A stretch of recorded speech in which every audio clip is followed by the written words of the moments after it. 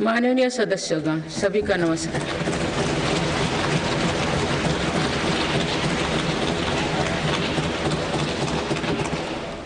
इस नए सदन भवन में ये मेरा पहला संबोधन है। आज की अमृतकाल की शुरुआत में ये भव्य भवन बना है। यहाँ एक भारत श्रेष्ठ भारत की महक भी है। भारत की सभ्यता और संस्कृति की चेतना भी है। इसमें हमारी लोकतांत्रिक और संसदीय परंपराओं के सम्मान का प्रण भी है। साथ ही 21वीं सदी के नए भारत के लिए नई परंपराओं के निर्माण का संकल्प भी है। मुझे पूरा विश्वास है कि इस नए भवन में नीतियों पर सार्थक संवाद होगा। ऐसी नीतियां जो आजादी के अमृतकाल में विकसित भारत का निर्माण करेगी। मैं आप सभी को अपनी शुभकामनाएं देती हूँ। माननीय सदस्यगण, ये हमारे संविधान के लागू होने का भी 75वां वर्षगांठ है। इसी कालखंड में आजादी के 75 वर्षों का उत्सव अमृत महोत्सव भी संपन्न हुआ है। इस दौरान देश भर में अनेक कार्यक्रम हुए। देश ने अपने गुमनाम स्वतंत्रता सेनानियों को याद किया। 75 साल बाद युवा पीढ़ी ने फिर स्वतंत्रता संग्राम के उस कालखंड को जिया।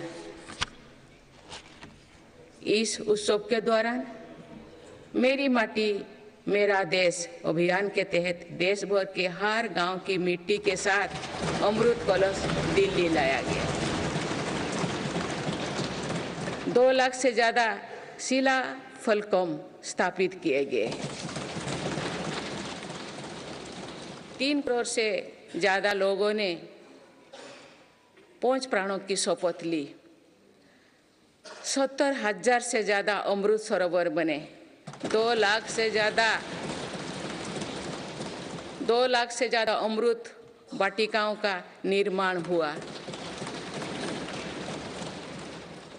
2 करोड़ से ज्यादा पेड़ पौधे लगाया गया। 16 करोड़ से ज्यादा लोगों ने तिरंगा के साथ सेल्फी अपलोड की। अमृत उत्सव के दौरान ही कर्तव्य पथ पर नेताजी सुभाष चंद्र बोस की प्रतिमा स्थापित की गई। राजधानी दिल्ली में देश के अब तक के सभी प्रधानमंत्रियों की समर्पित म्यूजियम खोला गया। शांति निकेतन और होयबला मंदिर वर्ल्ड हेरिटेज लिस्ट में शामिल हुई। साहिबजादों की याद में वीरवाल दिवस घोषित हुआ। भगवान बिरसा मुंडा के जन्म दिवस को जनजातीय गौरव दिवस घोषित किया गया। विभाजन की विभीषिका को याद करते हुए 14 अगस्त को विभाजन विभीषिका स्मृति दिवस घोषित किया गया। माननीय सदस्यगण, बीता वर्ष भारत के लिए ऐतिहासिक उपलब्धियों से भरा रहा है। इस दौरान देशवासियों का गौरव बढ़ाने वाले अनेक पल आए। दुनिया में गंभीर संकटों के बीच भारत सबसे तेजी से विकसित होती बड़ी अर्थव्यवस्था बना। लगातार 2 क्वार्टर से भारत की विकास दर 7.5% से ऊपर रही है। भारत चंद्रमा के दक्षिण ध्रुव पर झंडा फहराने वाला पहला देश बना। भारत ने सफलता के साथ आदित्य मिशन लॉन्च किया। धरती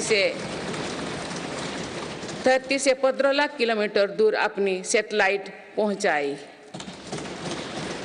ऐतिहासिक G20 सम्मेलन के सफलता ने पूरे विश्व में भारत की भूमिका को सशक्त किया। भारत ने एशियाई खेलों में पहली बार 100 से अधिक मेडल जीते। पारा एशियाई खेलों में भी 100 से अधिक मेडल जीते। भारत को अपना सबसे बड़ा समुद्री पुल अटल सेतु मिला। भारत को अपनी पहली नमो भारत ट्रेन तथा पहली अमृत भारत ट्रेन मिली। भारत दुनिया से सबसे तेजी से 5G रोल आउट करने वाला देश बना। भारतीय एयरलाइंस कंपनी ने दुनिया की सबसे बड़ी एयरक्राफ्ट डील की। पिछले साल ही मेरी सरकार ने मिशन मोड में लाखों युवाओं की सरकारी नौकरी दी है।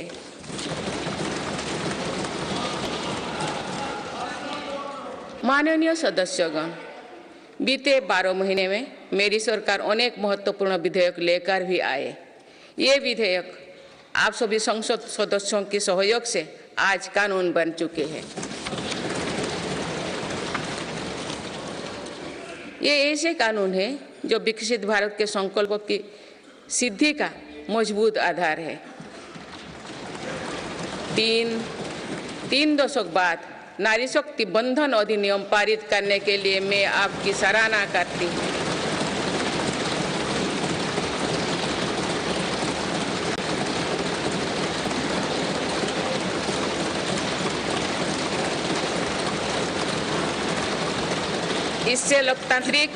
इससे लोकसभा और विधानसभा के महिलाओं की ज्यादा भागीदारी सुनिश्चित हुई है।